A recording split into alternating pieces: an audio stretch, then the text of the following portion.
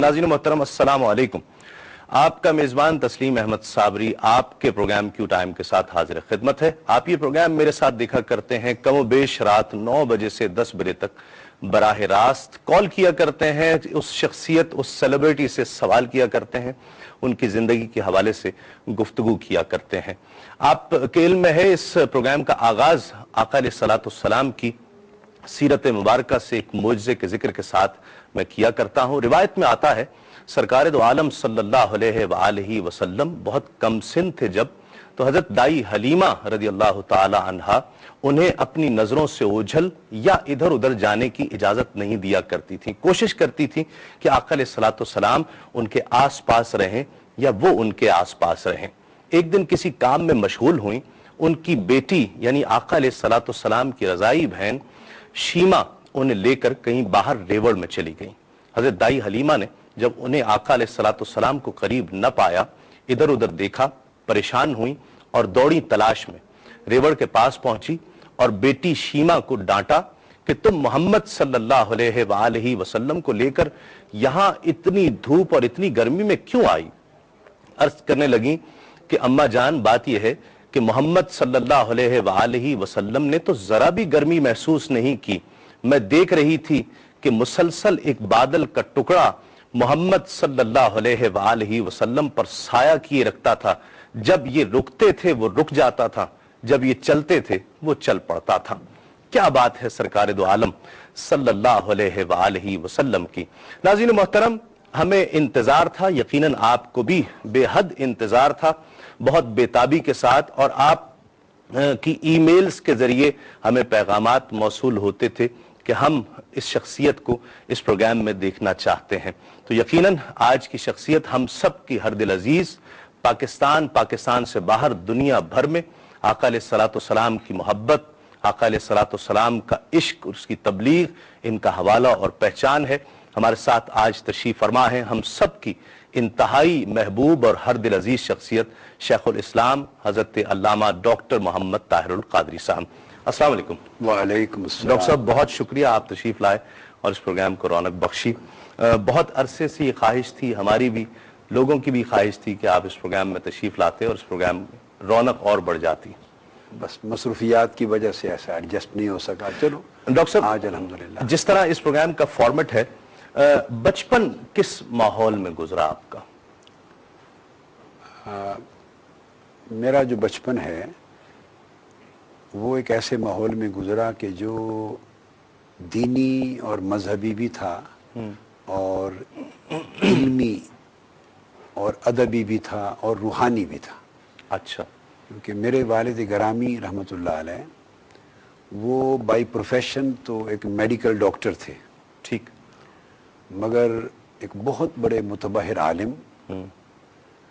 اور علوم دینی یا کلاسیکل سائنسز اور علوم عربیہ کے اپنے وقت کی اتھارٹی تھے. ماشاءاللہ. اور ساتھ وہ بہت روحانی بلند درجہ اور مقام رکھنے والے اہل اللہ میں سے تھے. ماشاءاللہ. اور انہوں نے بعد میں ان کے بارے میں اگر کوئی سوال آئے گا تو میں پھر آگے اچھا, بتاؤں جس طرح گا. آپ نے تو ان کی وہ پھر والدہ ماجدہ کا, تو اس کی وجہ سے وہ سارا ایک ماحول جو گھر میں تھا تو اس میں علم و ادب بھی تھا, اخلاق و روحانیت بھی تھی, دینی اقدار بھی تھی, اور چونکہ بائی پروفیشن ڈاکٹر تھے تو اس لحاظ سے ماڈرنزم اور ماڈرنٹی کا جو ایک جدید علوم ہے ان کا رجحان اور اس کا بھی تھا. تو یہ ایک ایسا ماحول تھا جو ہمہ گیر اور ہمہ جہت شخصیت کے پرورش میں ممد اور معاون ثابت ہوتا ہے. اچھا ڈاکٹر صاحب, جس طرح جب بھی کوئی شخص بات کرتا ہے تو اس کے چہرے کے تاثرات, اس کی کیفیات کا پتہ بتا دیتے ہیں. جس جذب و کیف سے آپ نے اپنے بچپن کا, اپنے والد اپنی والدہ کا جس محبت سے ذکر کیا, پوچھنا یہ چاہتا ہوں, یقیناً اس کے اثرات آج تک موجود ہیں. یقیناً بچپن انسان کی زندگی میں کتنا اہم ہوتا ہے؟ صابری صاحب, حقیقت یہ ہے کہ صرف اہم نہیں ہوتا. بچپن یعنی آپ سمجھ لیں کہ پیدائش کے بعد کم و بیش 10 12 14 سال کی عمر تک کا جو یہ ابتدائی حصہ ہے یہ ڈیسائسو ایج ہوتی ہے کسی بھی شخصیت کی فیوچر کی ڈیولپمنٹ کی. جس ماحول میں اس کو بچپن گزرے گا پوٹینشیلز کچھ تو اللہ رب العزت کی طرف سے جینیٹک ٹرانسفارمیشن میں اس کو مل جاتے ہیں. جینیٹک جو کچھ تو اس کو ملنا ہے وہ ایک طرف مل گیا, مگر پھر ان کو ڈیولپ کرنا, ان کی نرشمنٹ ہے اور اس ماحول میں ان کو پالش کرنا, پھر ان کے رجحانات کو ڈیولپ کرنا. مثلا میں ایک بات بتاتا ہوں کہ مجھے یاد نہیں ہے کہ عمر کا میرا کون سا حصہ تھا, اتنی کم سنی کی بات ہے کہ میرے والد گرامی رحمۃ اللہ علیہ نے مجھے اپنی زبان سے نماز پنجگانہ پڑھنے کا حکم دینا تو دور کی بات ہے, نماز تہجد کے لیے بھی زبان سے نہیں کہا تھا. معمول یہ تھا کہ نماز پنجگانہ تو اس زمانے سے شروع ماحول کی وجہ سے ہو گئی, رغبت آ جاتی ہمہ وقت. اور چونکہ اس تھوڑی عمر میں جب شعور بھی نہیں ہوتا کہ مصلے پہ بیٹھ کے کوئی روتا کیوں ہے یا سسکیاں کیوں بند گئی ہیں, اس تھوڑی عمر میں تو ہر رات جب والد گرامی مصلے پہ روتے, زارو قطار سسکیاں بند جاتی, اللہ تعالیٰ کے حضور عجز و نیاز کرتے, پھر وہ قصیدہ بردہ بطور وظیفہ 166 ابیات پڑھتے, قصیدہ غوثیہ پڑھتے, دلائل الخیرات پڑھتے اور امام شاذلی کی حزب البحر پڑھتے. یہ چیزیں وہ تھی کہ کانوں کی سماعت کو ان سے ایک شغف ہو گیا, آشنائی ہو گئی.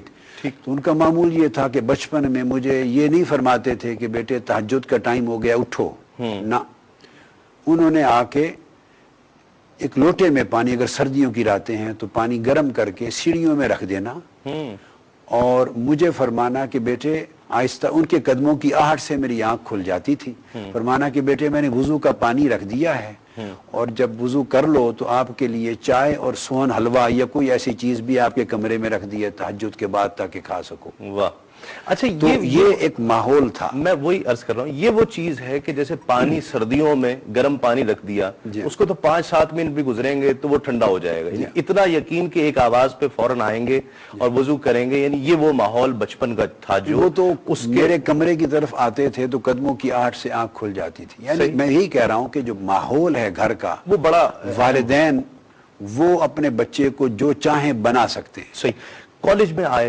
اسکول میں آئے, یونیورسٹی میں آئے, وہاں کا ماحول تبدیل ہو جاتا ہے. گھر سے آپ نکلے, اسٹوڈنٹس آپ کے کولیگز ہیں, آپ کے دوست ہیں, باہر بھی انسان جاتا ہے.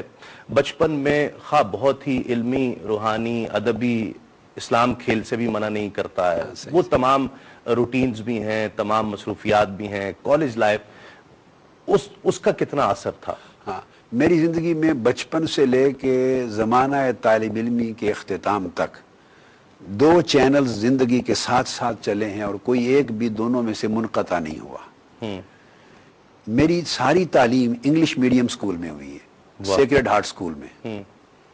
میرے والد صاحب کا ایک کنسیپٹ تھا, وہ سمجھتے تھے کہ جتنے فیوچر میں, وہ میرا ایک فیوچر دیکھتے تھے اپنی آنکھوں سے کہ عالمی سطح پر ایسٹ سے ویسٹ تک جس مقام پر وہ دیکھتے تھے اپنے ویژن میں کہ میں اسلام کی عالمی سطح پہ خدمت کرنے کے قابل ہو سکوں, کیا کیا علوم, کیا کیا فنون, کیا کیا سائنسز اور علم کے کتنے شعبہ جات نیسیسری ہیں, ضروری ہیں کہ ان پر میری مہارت ہو. ٹھیک. ان کو, اور پھر وہ کہ طبیعت میں, شخصیت میں دین کے فہم کے لیے اعتدال ہو, جامعیت ہو, ہمہ گیریت ہو, ون سائیڈڈنس نہ ہو, تاکہ انتہا پسندی نہ ہو. تو یہ تھا کہ گھر کے ماحول میں علم, دین, ادب, روحانیت یہ عروج پر تھا. دوسری سمت انہوں نے انگلش میڈیم سکول میں داخل کرایا تاکہ انگلش لینگویج میں بچپن سے اور میری زبان میں ایسی مہارت ہو جیسے مادری زبان ہوتی ہے. پھر سائنس پڑھوں. اب سکول جاتا تو میرا انگریزی لباس ہوتا تھا, جو ہی گھر پلٹ کے آتا اس کو ہینگ کر دیتا, اور شلوار قمیض اور قریشیے کی ٹوپی یہ میرے گھر کا لباس ہوتا تھا. تو دونوں اس طرح چلتے تھے کہ میں جب دینی ماحول کو دیکھتا ہوں تو مجھے اپنی عمر کا وہ حصہ بھی یاد نہیں آتا, یعنی سن شعور سے پہلے, کہ جب سے نماز تہجد شروع کی, جب نماز پنجگانہ شروع کی, نماز اشراق شروع کی, نماز اوابین شروع کی, جیسے کوئی چیز گھٹی میں ڈال دی جاتی ہے. میرے والد گرامی وہ جس رورل ہیلتھ سینٹر میں, چھوٹے